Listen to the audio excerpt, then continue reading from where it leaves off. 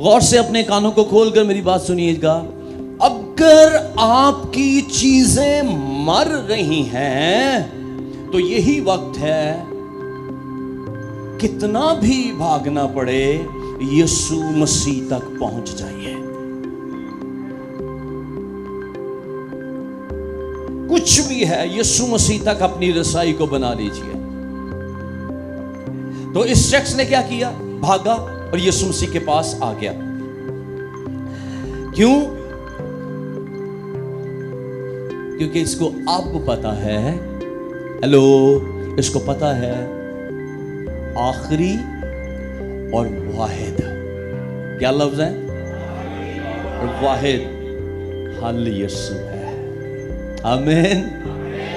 मैं आपको बताना चाहता हूं, अगर आपकी चीजें मर रही हैं, यीशु मसीह तक पहुंच जाइए, क्योंकि आखिरी और वाहिद हल यीशु मसीह है। हालेलुया।